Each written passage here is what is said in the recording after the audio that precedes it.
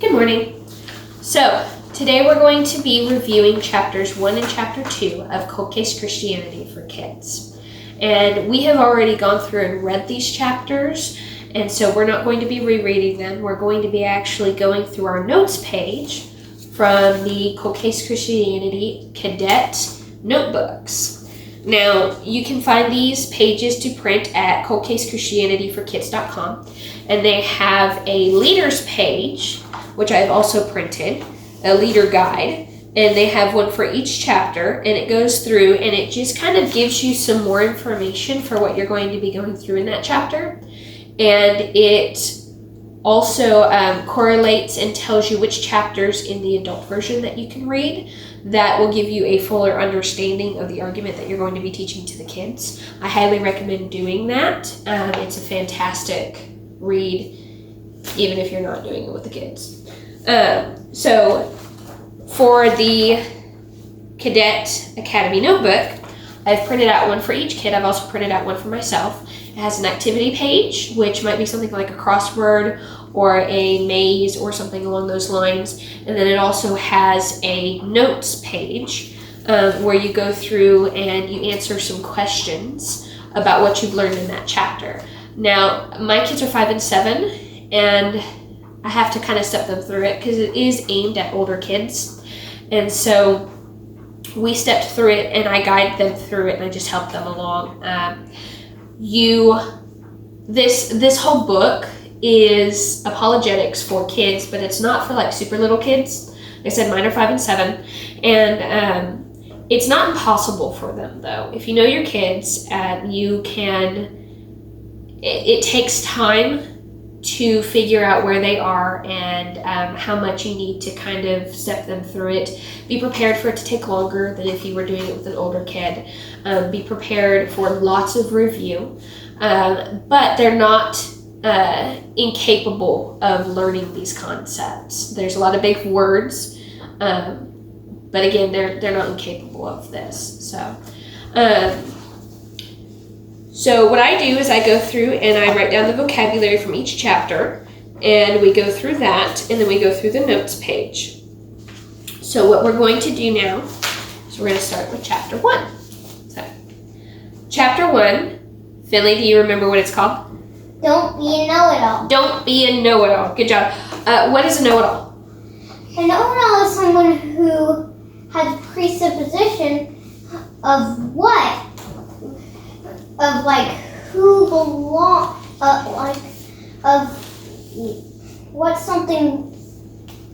something belongs to. Okay. Or what A know-it-all is somebody who thinks they know everything. That's right. Okay. So we don't want to be know-it-alls. Why is it not good to be a know-it-all? Because if you think you know everything, can you learn anything? No.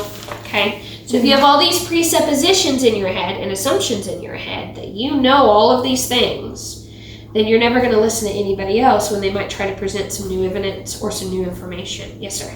And that means you're not being teachable. That's correct. You're not being teachable, and it's very important to be teachable. Okay, yes, ma'am. Well, how to be a know-it-all might be like information and not learning it. It might be like that. Being a know-it-all typically means that you're unwilling to learn. That's what we were talking about with being teachable. God knows everything, not us. That's correct. God knows everything, and we don't know everything. That's correct. No man Okay, knows that's everything except for God. That's correct. God is the only one who knows everything. Yes. All right. So, in the story, Daniel, one of the cadets, finds a what, Juliet? Skateboard. Okay, where does he find it? In the tool shed. In the tool shed. Where at? His house? No, not at his house. At the school. Oh. At the school. Okay. Daniel thinks that it belongs to someone that he knows named Zoe. Zoe. Why does he think that it belongs to Zoe? Because she's the only one he knows likes skateboard. Yeah. He knows. There goes the assessment. The assumption? Oh. Yeah, the assumption. Okay.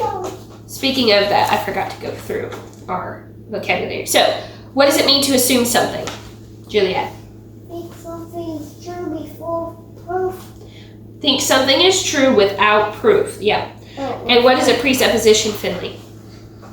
Something you assume to be true even before you started investigating? That's correct. Something that you assume to be true even before investigating. So, raise your hand if you can tell me what philosophical naturalism is. I know naturalism, but not philosophy. Well, it's the same thing. Philosophical naturalism and naturalism is the same thing. Do you remember? A little Okay, tell me what you remember. bit. The view that everything in the universe can be explained naturally from space, time, and matter. That's all. And the you're laws, interrupting, and so. the laws of Physics and chemistry. Good job. The view that everything in the universe can be explained naturally with only space, time, matter, and the laws of physics and chemistry. So naturalism says that nothing supernatural, that means nothing outside of what's natural, which is space, time, matter, chemistry, and physics, okay? Nothing supernatural, like God, can exist or cause anything to happen, okay? So those are our definitions. God can do stuff really good. Stop, please. Okay, so Detective Jeffrey says to be a good cold case detective, you can't start with your mind Made up. made up. When I put like this, you can both answer me. So you ready? 1, 2, 3. Made up. There you go. Okay. So Jason thinks that he has another example of people who seem to be know-it-alls. What is his example, Finley? So his example is his neighbors believe Jesus, but he doesn't. Okay. So he thinks they're know-it-all. He thinks that they are know-it-alls. Okay. And he doesn't think miracles are real. So he's assuming that his neighbors assume everything about Jesus is correct. Okay? No, that's He's assuming. Okay, and then Detective Jeffries thinks that maybe Jason may have it backwards. Why would he think that Jason has it backwards, Juliet? Because Jason assumes that Christianity is not true.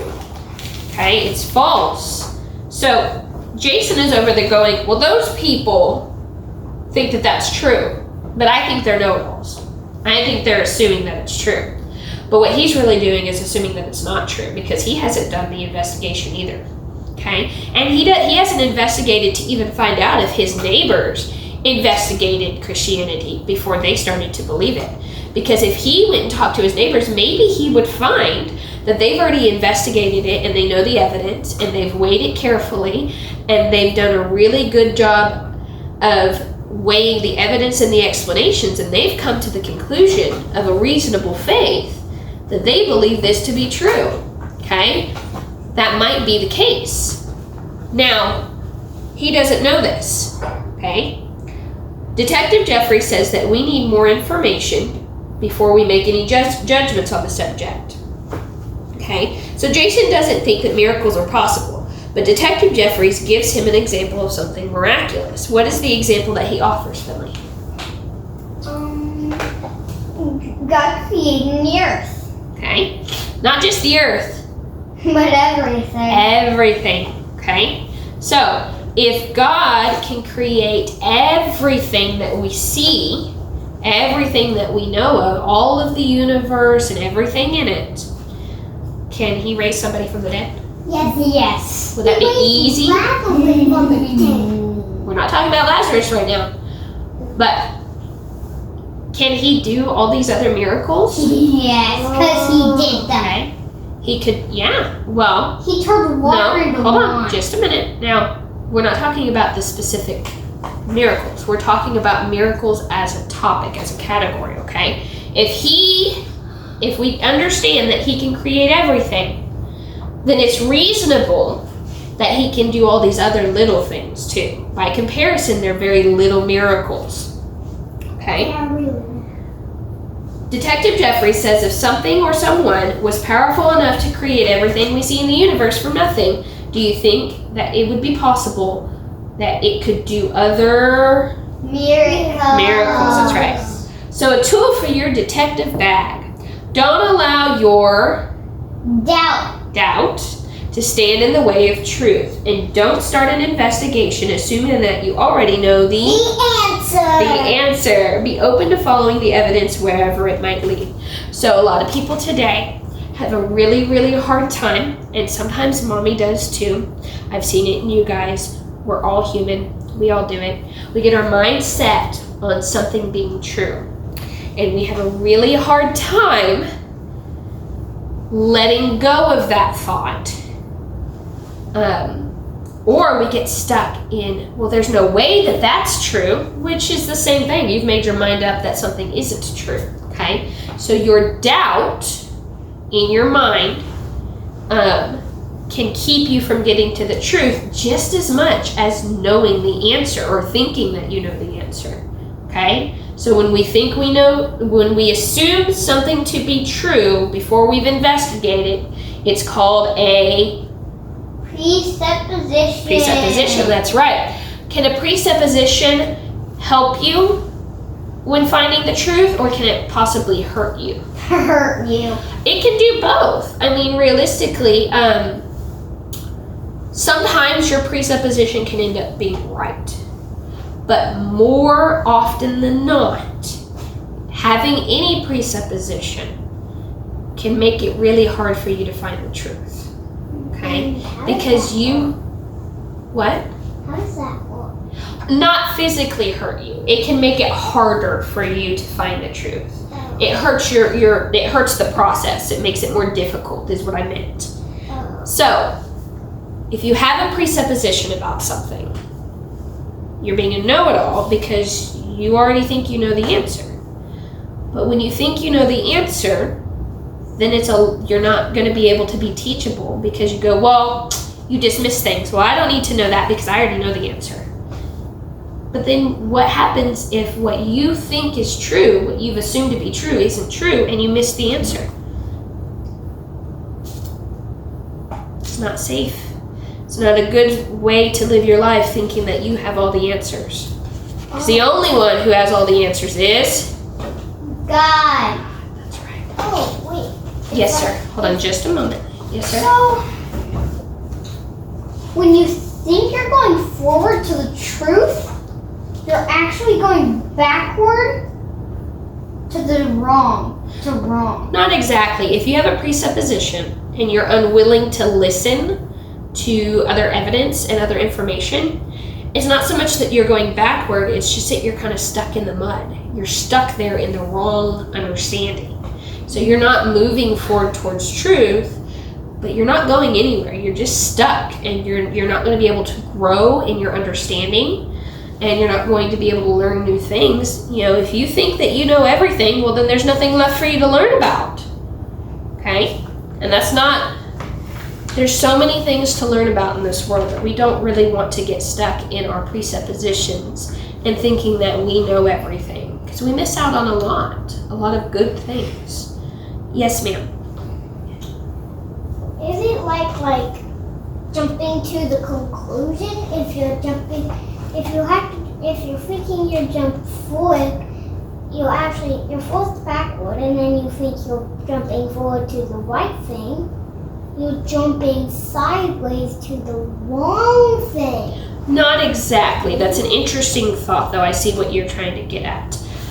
If you have to a presupposition is essentially where you've jumped to a conclusion and you're sticking with that conclusion.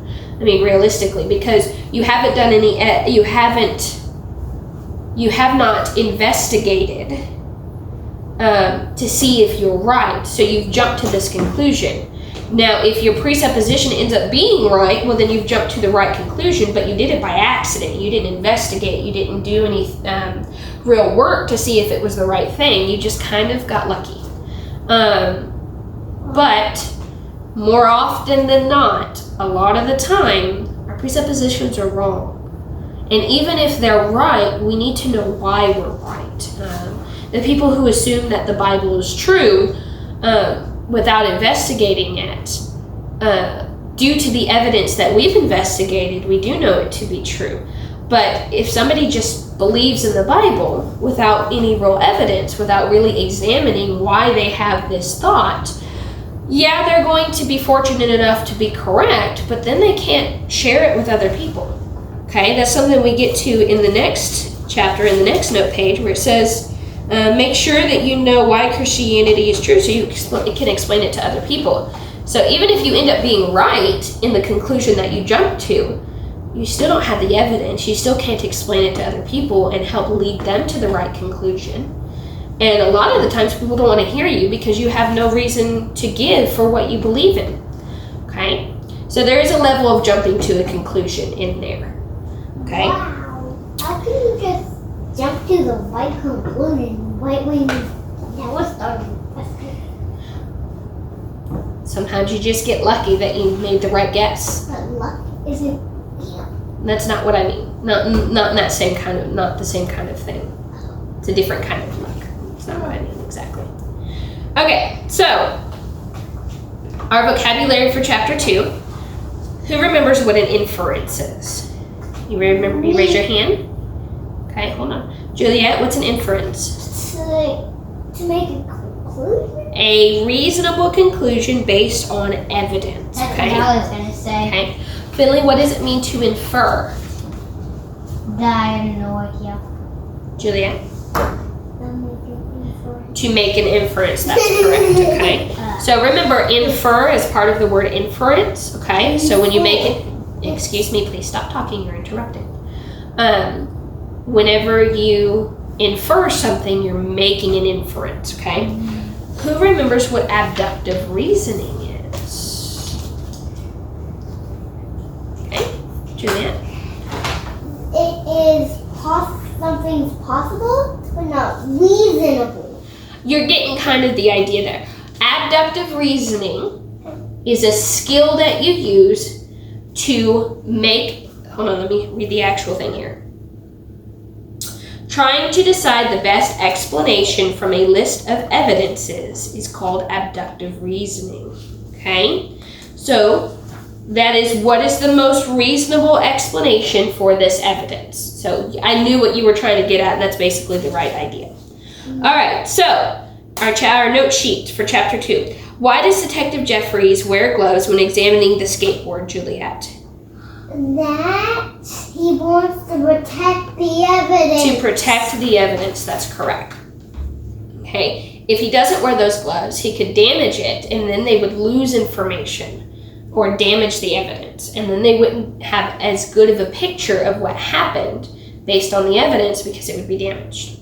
So, Finley, Detective Jeffries says it's important to remember that many explanations may be possible, but not every explanation is reasonable. Good job. Okay, so then the kids went through and they practiced abductive reasoning. They made a list of evidences and they made a list of possible explanations for the evidence. There go Okay. the E brothers. The E brothers. That's funny, the E brothers. Okay, so we have our evidence and we have our explanations. Our evidence, we have 4 things. Jesus died on a cross and was buried. Okay, we know this from history and we know this from the Bible. But even if somebody doesn't believe the Bible to be true, there is historical evidence that Jesus was a real person and that he was crucified by Roman soldiers and that he was buried. Okay, so we have evidence from history for that. Number 2, Jesus' tomb was found empty and body was not found. We also have historical evidence outside of the Bible for that. Okay, number 3, Jesus' disciples said that they saw Jesus alive after he had died, which means they saw him when he was resurrected. Okay, so we also have historical evidence of people saying that they saw him afterward. Number 4, Jesus' disciples were so committed to their testimony that they were willing to die for it, and they never changed their story. So people died because they said, I saw Jesus alive after he died. And they They were so committed to it that they would not change their story. They would not say that they didn't see him alive. And some of them even died for it. Okay? So now we're going to look at our list of explanations. Number 1, Jesus didn't really die. He just fainted and woke up and walked away. Now, does that seem reasonable? Does it seem reasonable? I don't know. Okay. Well, why would that not be true? Because he was beaten up really much. Okay. Yeah, he was beaten up a lot. Yeah. Okay, so the Romans were really good at crucifying people. Okay, please turn and sit in your seat the right way. Thank you. So they were really good at what they did. They had a lot of practice, unfortunately. They did it to a lot of people. And they would be able to know if somebody was just sleeping, like they fainted, or if they were actually dead. And they would not have brought him down from the cross if they thought he was just sleeping. If I remember correctly, if you failed to actually kill the person you were crucifying in Roman culture, the guards who were supposed to be doing it might actually die. You know, if you failed to do your job correctly, then you ended up dying. Okay. So they were very thorough to make sure that the person that they were crucifying actually died. He was stabbed in the lungs, okay? And that's not something you just get up and walk away from. Not to mention all of the beating that he received, all of the blood loss, where he could barely carry up the cross up the hill. He had to have help to carry his cross up to Golgotha to be crucified. Just a moment, please. I'll ask your question in just a moment. So it's not reasonable to think that somebody who has been beaten that badly and left to hang on a cross for so long and then have his lungs punctured with a spear, it's very, very unreasonable to think that he would have fainted and then been able to get up and walk away. He could barely walk to get up there, let alone walking away after more hours of this. So it's not a reasonable thing. So we've crossed that off, just like the cadets did in the story. Now, what's your question, dear? Where's your lungs? I can't hear you, sweetheart. Where's your lungs? Your lungs? Remember, our lungs are inside of our rib cage. They're kind of like balloons. They inflate when we take a deep breath, and then they deflate whenever we breathe out. Okay, that's our lungs, okay? He was poked in the air bubbles. Up underneath in the air bubbles. Yeah, they fell. You're funny. Okay. Bubbles. Underneath, they went up underneath his rib cage, or in between the ribs. Now I cannot remember. But they punctured his lungs. Yes. What happens when you pop a balloon? Can it then be inflated again? No. Okay. No, not exactly. Now our lungs aren't exactly like balloons, but it caused severe damage. He could still breathe a little bit, but not. It would make his lung collapse. It was not something that you just got up and walked away from. Even today, if you get your lungs punctured, it requires very talented doctors to go in, and to sew it up and to perform surgery, and it requires a lot of, you would be in the hospital with medication, and pain medication, because you'd be hurting so much. You would not be getting up and walking around right away. Okay? Please don't do that, son. Oh. Sit up in your seat the right way. Yes, ma'am. When I was in the hospital, I could walk when I went to the bathroom, but I couldn't get up from the bed for playing on the floor. Yeah. Because And you were not hurt nearly as bad as Jesus was. So is it reasonable that he could have just gotten up and walked away? No. It's really not. All right. Now, so we've crossed that out. Our second explanation is that Jesus' disciples were so upset about Jesus dying that they imagined that they saw him alive. Why is that? Let's look here. Why doesn't Hannah think that the disciples imagined the resurrection, Finley? Because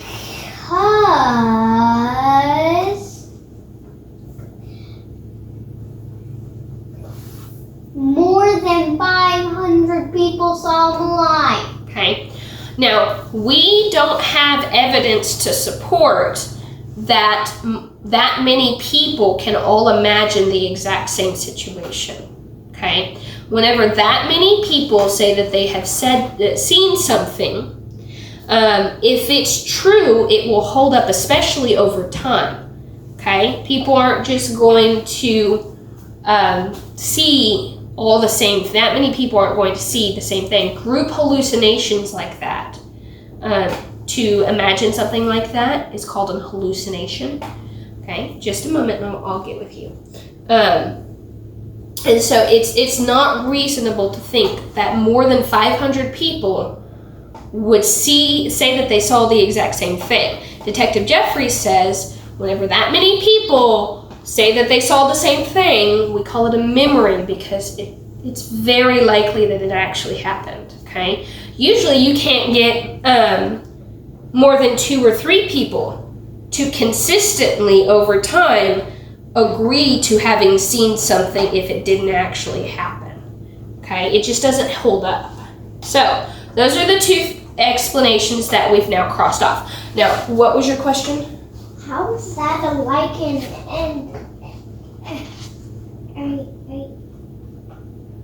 I don't understand how that really happened. I don't understand. How what really happened? How the cross. It's hard to explain. It's another part of the Bible. Speak up, please. How can everybody see that?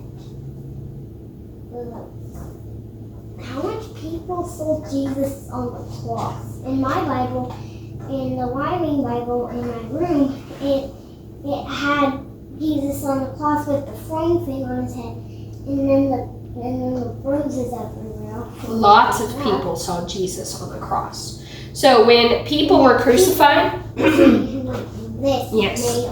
When people were crucified, it was done very publicly. Okay? And there were a lot of people who were upset about Jesus, either because they liked him and they didn't want to see him hurt, or because they didn't like him and they did want to see him hurt. It was a very public thing. There was a big, big crowd coming to see, and they followed him up the Via Dolorosa to the cross. Okay? So there was a big crowd. The Bible tells us that there were people yelling at him and mocking him and spitting on him and throwing things. They were very upset. And then you had his followers, some of them who followed through the crowds there, weeping for him, crying for him because they didn't want to see him hurt. So there was a lot of people who saw him crucified and left to die on this cross. Okay? But then later, after he was resurrected, he appeared to over 500 people. He showed up to them, and they were able to see him after a lot of them had seen him die on the cross, or at least knew that he was supposed to have died on the cross. Okay? And